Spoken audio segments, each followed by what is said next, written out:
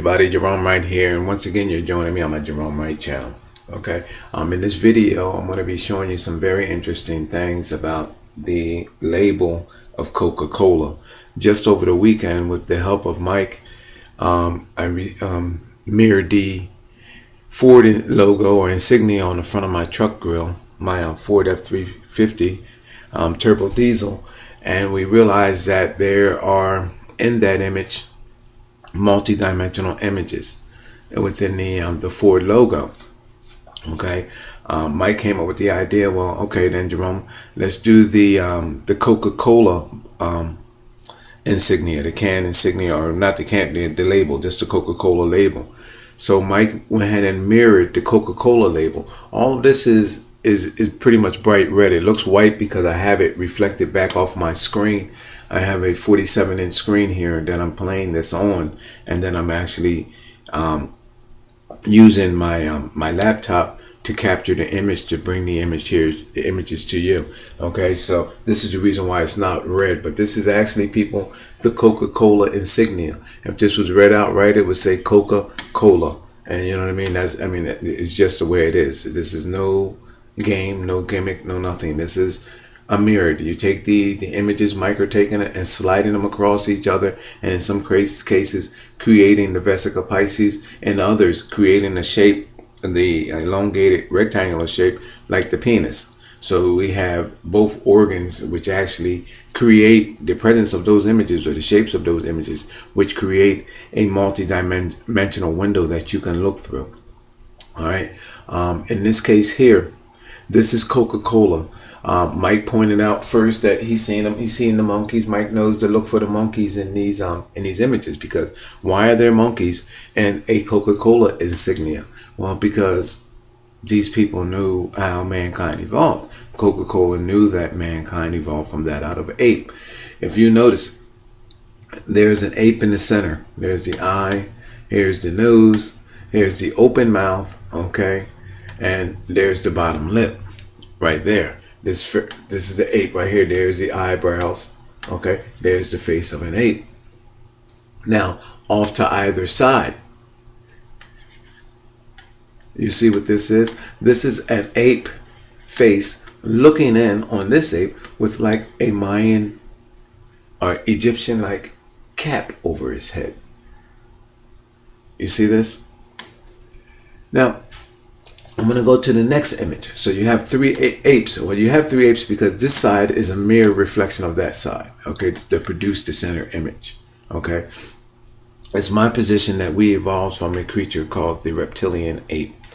An example of that would be the creature in looking at like the mandarin ape. The way the mandarin has those reptilian like bridge across his nose, the coloring and the skin looking like a reptilian on the nose.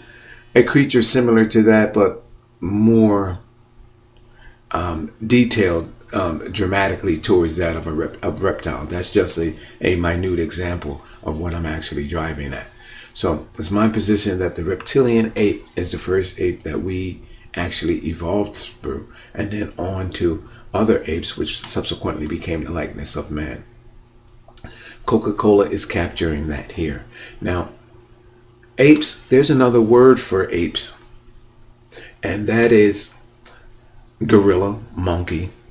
Okay, what's amazing about this, in mirroring this Coca-Cola image, you have monkeys, you have apes, and you have what we call gorillas.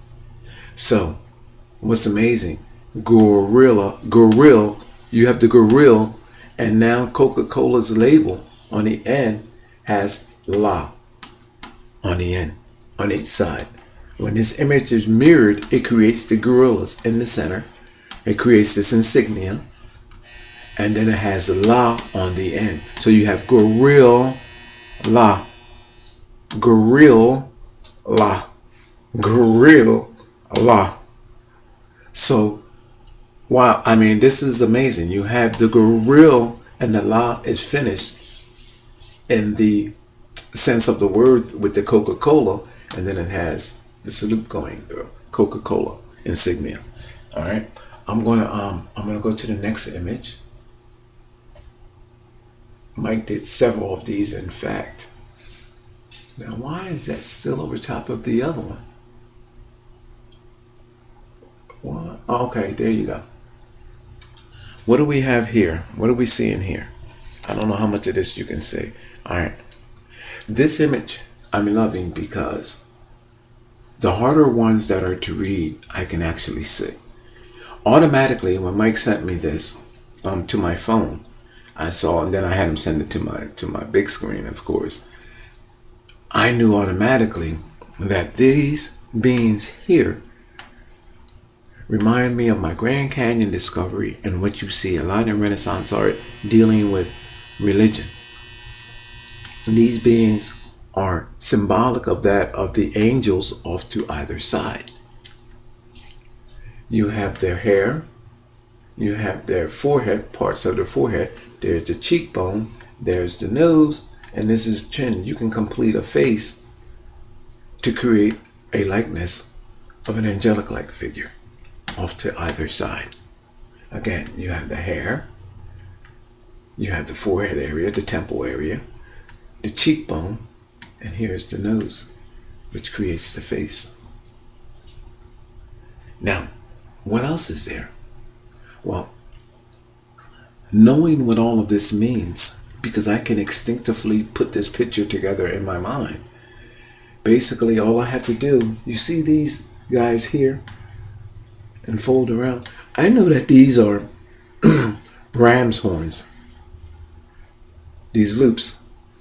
So therefore, I know that this creates the image of a ram.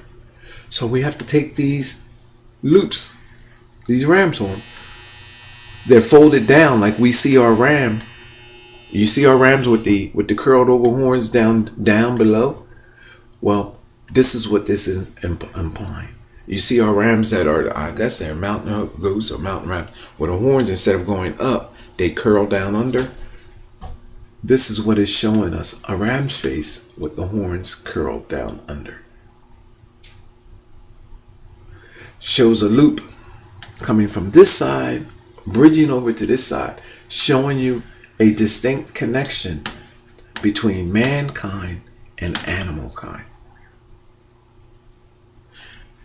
Showing us from how through our ape likenesses there was a genetic manipulation and genetic change that subsequently calls for the likeness of our angelic-like figures.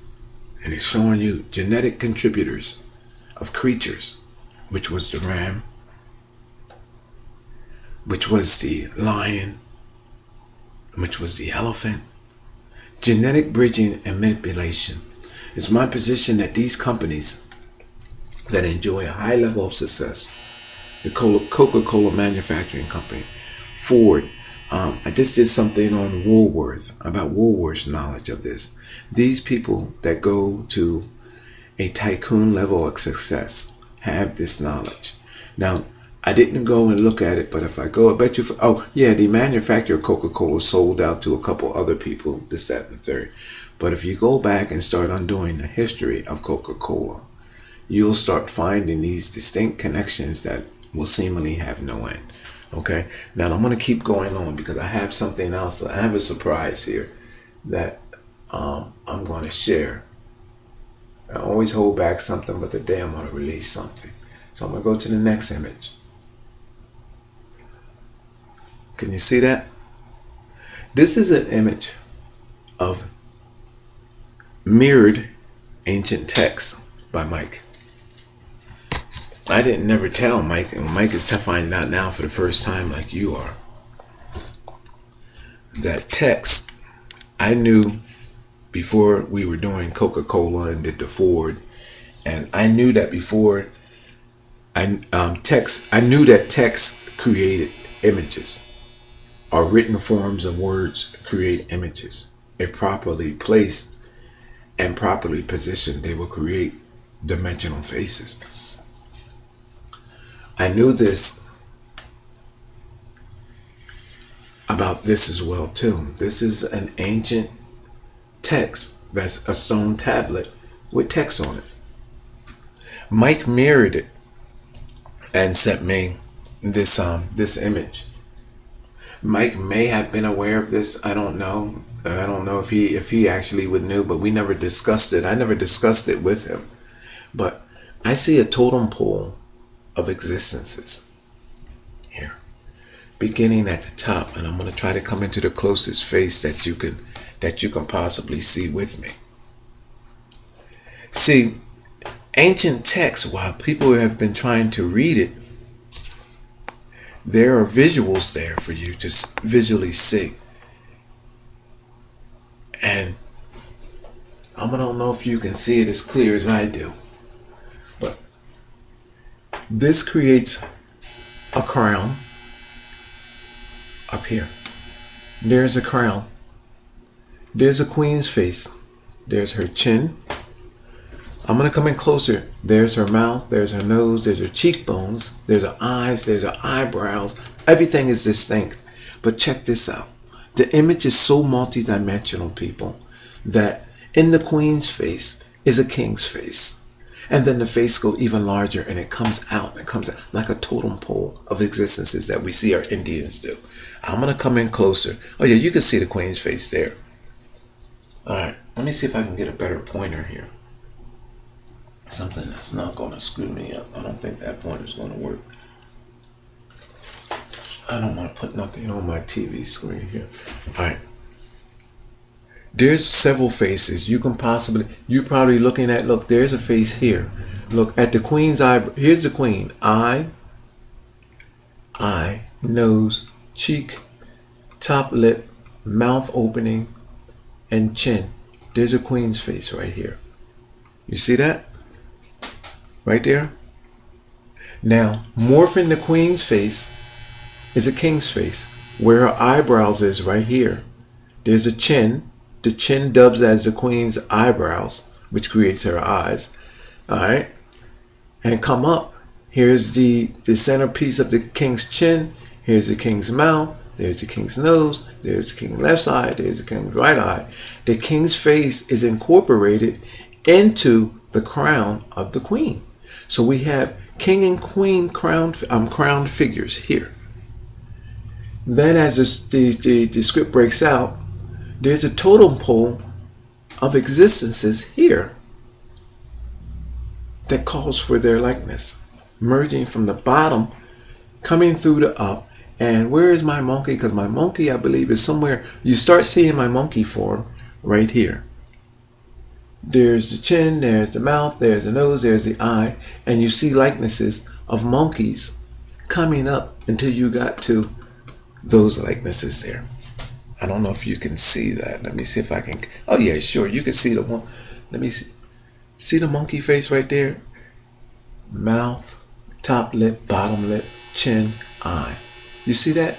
A pyramid that shows you from which these creatures evolved till they subsequently became into life, to where there was a knowledge of existence, and it's showing you through kingships, queenships, and ancient rooted religion how mankind evolved to where we are at today.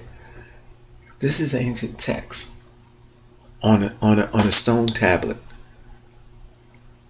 While people are trying to read Hebrew and Latin and this, that, and Egyptian, our ancestors gave us a dimensional window to look at these images for what they truly are.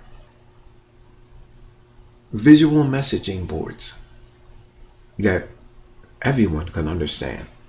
You don't have to have a scholar or an expert in reading Hebrew or any other ancient scripted text, because when read properly, all you have to do is look at it and it'll tell you what it is to be understood, what is to be understood in the message.